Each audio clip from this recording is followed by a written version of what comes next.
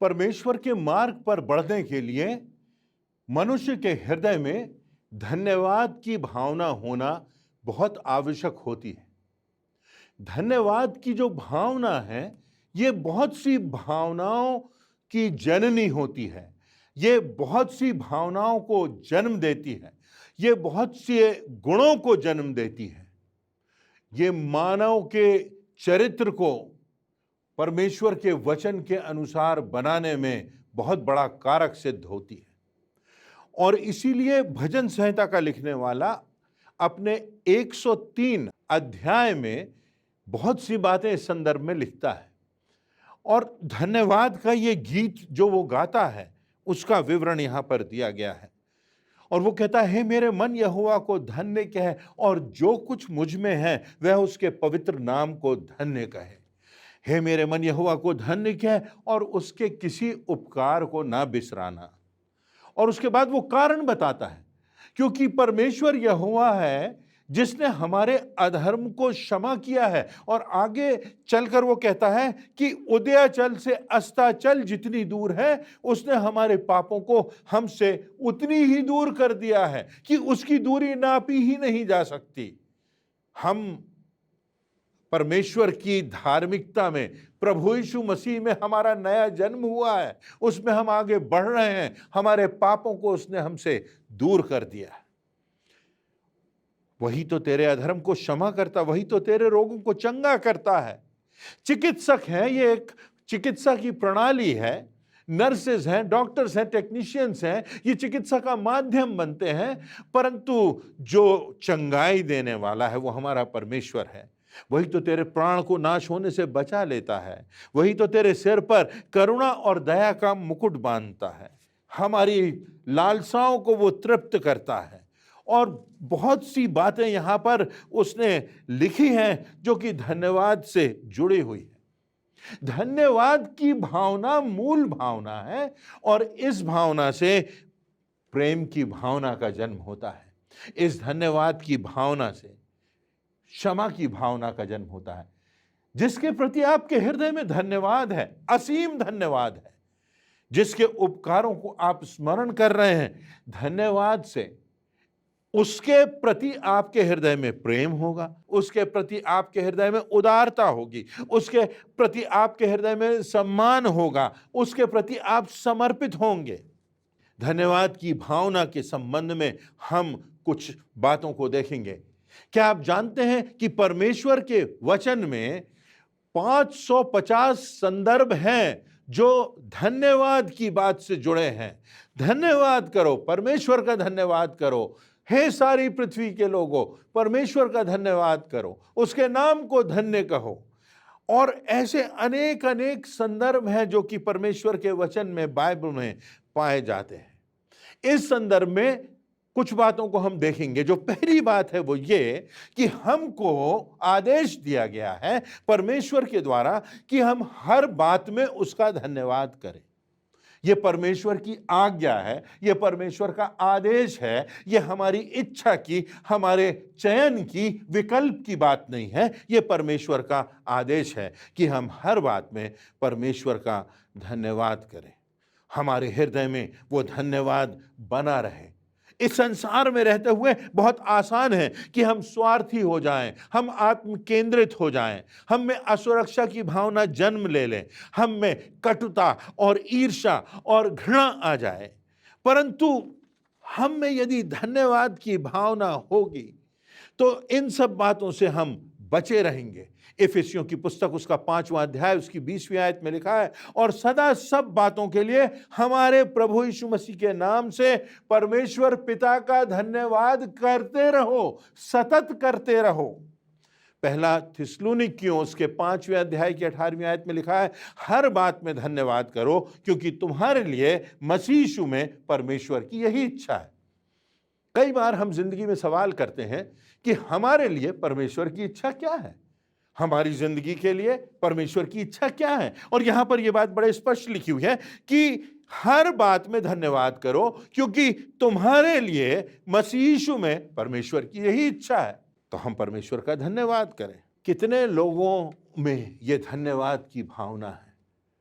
हम जानते हैं प्रभु यीशु मसीह ने 10 कोढ़ियों को शुद्ध किया था और केवल एक कोढ़ी जो था, जिसको कोढ़ से मुक्ति मिली थी, वो प्रभु यीशु मसीह के पास आता है और प्रभु यीशु मसीह उससे प्रश्न करते हैं कि क्या बाकी के जो 9 थे वो चंगे नहीं हुए?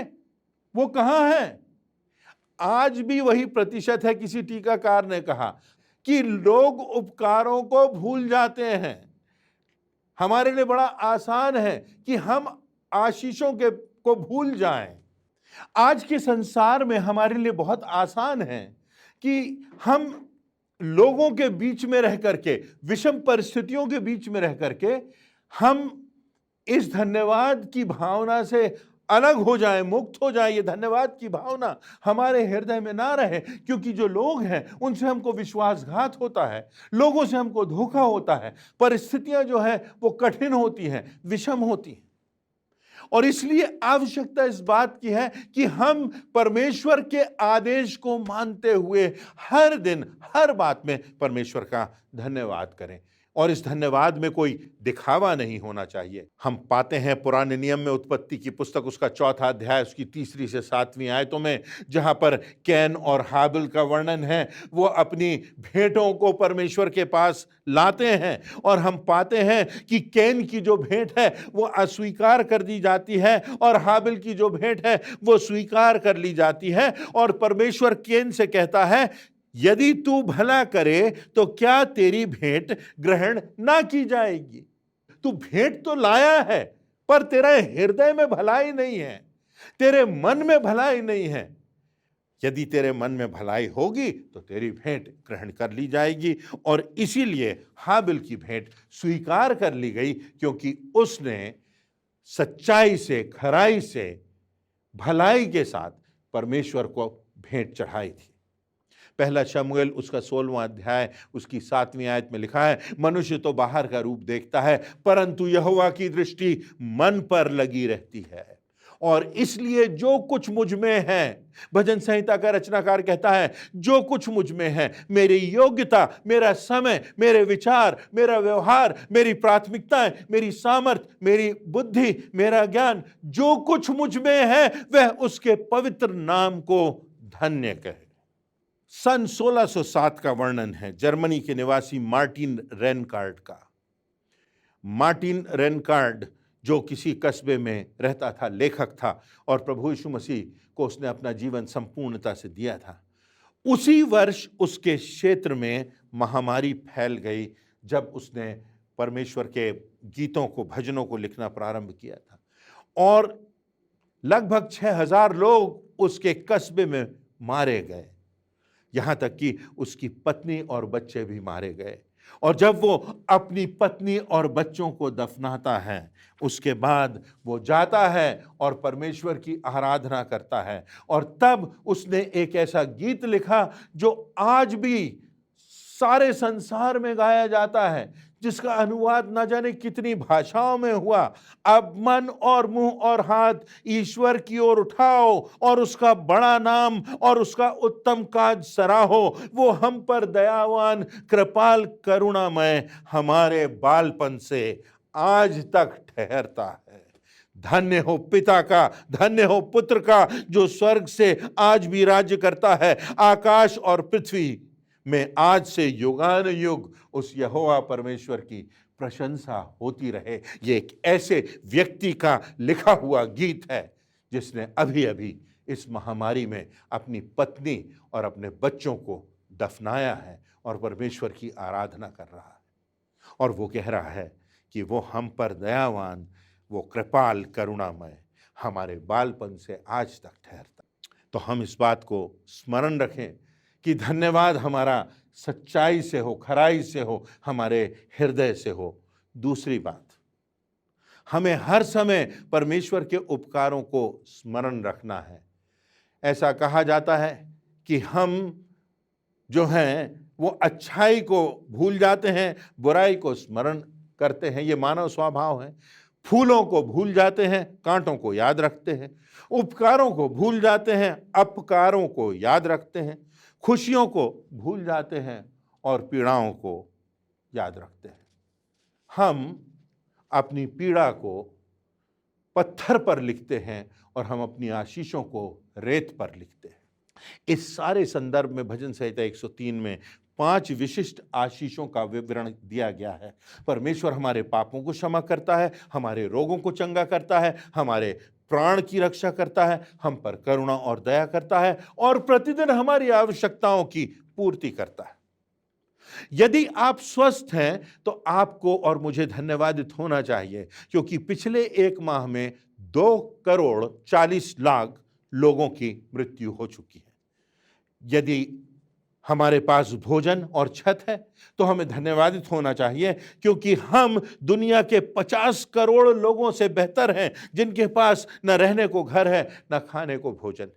यदि आपके पास देखने के लिए आंखें और चलने के लिए पांव हैं तो आपको धन्यवादित होना चाहिए। दुनिया के 20 करोड़ अपंगों से बेहतर है।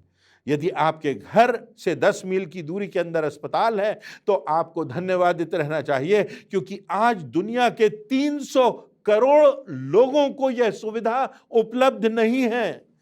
यदि आपके पास बिस्तर है, कपड़े हैं और फ्रिज है तो आप दुनिया के 4.5 करोड़ लोगों से बेहतर जीवन यापन कर रहे हैं। यदि आपके पास बैंक अकाउंट है तो आप दुनिया के 5% व्यक्तियों की श्रेणी में आ जाते हैं। यदि आज आपका परिवार सुरक्षित है, आपके पास निवास स्थान है, आपका जीवन साथी जीवित है, तो आप संसार के 3% विशिष्ट लोगों में आ जाते हैं। यदि आप बिना भय के प्रभु यीशु मसीह की आराधना कर सकते हैं तो आपको धन्यवादित होना चाहिए कि आप दुनिया के 180 करोड़ लोगों से बेहतर स्थिति में हैं, जिनके सामने यह परिस्थिति है कि यदि वो प्रभु यीशु मसीह की आराधना करें तो उनकी हत्या की जा सकती है। 2 कुरिन्थियों उसका 8वां अध्याय और उसकी 9वीं आयत में लिखा है, तुम हमारे प्रभु यीशु मसीह का अनुग्रह तो जानते हो कि वह धनी होकर भी तुम्हारे लिए कंगाल बन गया, ताकि उसके कंगाल हो जाने से तुम धनी हो जाओ। हमें इसे नहीं भूलना है। तो पहली बात, हमें हर समय परमेश्वर का धन्यवाद हृदय से करना है।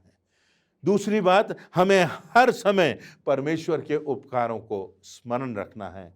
और तीसरी बात, हमारा धन्यवाद दिखाई देना चाहिए। हमारे धन्यवाद में गवाही होना चाहिए, उसमें एक्शन होना चाहिए। प्रेरितों के काम नामक पुस्तक उसका 2 अध्याय उसकी 45वीं आयत में जहां पर लिखा हुआ है, और वे अपनी अपनी संपत्ति और सामान बेचकर जैसी जिसकी आवश्यकता होती थी बांट दिया करते थे। उनका जो धन्यवाद था उसमें एक्शन था, उसमें गवाही थी। वो दूसरों की चिंता करते थे, मात्र होठों से ही नहीं परंतु त्याग के साथ देकर। इब्रानियों 13:16, पर भलाई करना और उदारता ना भूलो, क्योंकि परमेश्वर ऐसे बलिदानों से प्रसन्न होता है। मलाकी 3:10, सारे दशमांश भंडार में ले आओ कि मेरे भवन में भोजन वस्तु रहे। और सेनाओं का यहोवा यह कहता है, ऐसा करके मुझे परखो कि मैं आकाश के झरोखे तुम्हारे लिए खोलकर तुम्हारे ऊपर अपरंपार आशीषों की वर्षा करता हूं कि नहीं। त्याग, ये हमारे धन्यवाद में दिखाई देना चाहिए। कंगाल विधवा जिसने एक दमड़ी डाली परंतु उसने सारी जीविका डाल दी, उसके धन्यवाद में एक्शन था, उसके धन्यवाद में गवाही थी। जक्कई को जब उद्धार मिला तो वो कहता है, आधी संपत्ति में कंगालों को देता हूं, और यदि किसी के से अन्याय किया है तो उसे चौगुना लौटा देता हूं। तब प्रभु यीशु मसीह कहते हैं, इस घर में उद्धार आया है, और इस घर में उद्धार आया है उसका प्रमाण हमको दिखाई देता है, उसकी गवाही हमको दिखाई देती है। जिस स्त्री के अपराध क्षमा हुए थे वो स्त्री आती है और प्रभु यीशु मसीह के पैरों पर वो अनमोल इत्र डालकर अपने बालों से पोंछती है। क्या हमारी जिंदगी में, क्या हमारे धन्यवाद में वो एक्शन है, वो गवाही है, वो दिखाई देने वाली बात है कि नहीं? डीट्रिच बॉनहाफर नाम का मसीही, जो एक पासबान था, बहुत सम्मान से उसको स्मरण किया जाता है। 1943 में बॉनहाफर को गिरफ्तार कर लिया गया क्योंकि उसने हिटलर की तानाशाही और नात्सियों के खिलाफ कलीसिया में आवाज उठाई थी, उसका विरोध किया था। 2 वर्षों तक उसे कैद में रखा गया, उसे प्रताड़ित किया गया, उसे मारा गया, उसे पीटा गया, परंतु कैद में भी रहकर वो प्रार्थना करता था। कैद में भी रहकर वो लोगों को प्रभु यीशु मसीह के विषय में बताता था, और कैद में भी रहकर वो परमेश्वर के लिए धन्यवाद के गीत गाता था। बॉनहोफर की गवाही के कारण कितने कैदियों ने, यहां तक कि जो वहां के पुलिस के अधिकारी थे, उन्होंने भी अपना जीवन प्रभु यीशु मसीह को दे दिया था। फिर आता है 8 अप्रैल 1945 रविवार का दिन। बॉनहोफर प्रभु यीशु मसीह की गवाही दे रहा था। आराधना के अंत में वो घुटनों पर जाता है और प्रार्थना करता है, और 2 सैनिक जो बंदूकधारी थे आकर बॉनहोफर को पकड़कर ले जाते हैं, और बॉनहोफर जानता है कि अब उसके जीवन का अंत होने वाला है, और फांसी पर लटकाने के पहले वो लोग कहते हैं कि तुम्हें कुछ कहना है। वो कहता है, प्रभु यीशु मसीह का नाम लेता है, और वो कहता है कि तुम सोचते हो कि ये मेरा अंत है, मेरी मृत्यु मेरा अंत नहीं है, मेरी मृत्यु मेरे अनंत जीवन का प्रारंभ है। मैं एक बेहतर जीवन में प्रवेश करने वाला हूं। और इसी बात के साथ बॉनहोफर को फांसी के फंदे पर लटका दिया जाता। उसकी मृत्यु में, फांसी की सजा में उसका धन्यवाद दिखाई देता था। उसके धन्यवाद की गवाही थी, उसके विश्वास की गवाही थी, उसके बलिदान की गवाही थी, प्रभु यीशु मसीह के प्रति जो उसका प्रेम था उसकी गवाही थी। आज जब हम जिंदा हैं, हमको जिंदगी मिली है, आज जब हमको उम्र मिली है, जब समय मिला है, जब अवसर मिला है, तो क्या हमारी जिंदगी में प्रभु यीशु मसीह के प्रति धन्यवाद की गवाही है? आज जब हम भेंटें अर्पित करते हैं, उन भेंटों में गवाही है? क्या उन भेंटों में धन्यवाद है? क्या उन भेंटों में हमारा विश्वास प्रकट होता है? क्या गवाही है? क्या हमारी जिंदगी से ये धन्यवाद मात्र होठों तक सीमित है, या हमारी जिंदगी के हर आयाम में, हर पहलू में ये प्रभु यीशु मसीह के बलिदान के प्रति धन्यवाद प्रदर्शित किया जाता है, दिखाया जाता है, उसकी गवाही दी जाती है? आज हमें अपने हृदय को देखना होगा। हमें देखना होगा कि हम हर समय, हर बात में, हर परिस्थिति में परमेश्वर का धन्यवाद करें, क्योंकि ये उसका आदेश है। हमें देखना होगा कि हम कभी उसके उपकारों को बिसराए नहीं, उसको स्मरण रखें, और हमें इस बात को देखना होगा कि हमारे धन्यवाद में वो गवाही है कि नहीं, वो धन्यवाद जीवंत है कि नहीं, उस धन्यवाद में एक्शन है कि नहीं, उस धन्यवाद में वो जीवित प्रभु यीशु मसीह का प्रेम दिखाई देता है कि नहीं। यही प्रमुख प्रश्न है जो परमेश्वर आज मुझसे और आपसे अपने वचन के माध्यम से पूछता है। आइए हम अपने हृदयों को टटोलें। आज जो सुसमाचार है, जो अवसर है, जो अच्छा समाचार है, वो ये कि आज अवसर है कि हम अपने हृदय को सही स्थान पर लाएं और परमेश्वर का धन्यवाद करें, उसे हर समय धन्यवाद दें, हर परिस्थिति में धन्यवाद दें, और ये धन्यवाद हमारी जिंदगियों से दिखाई दे। ये धन्यवाद प्रभु यीशु मसीह के प्रति हमारे प्रेम की गवाही बन जाए, ऐसी मेरी आशा है। परमेश्वर इन वचनों के द्वारा हम सबों को आशीष दे।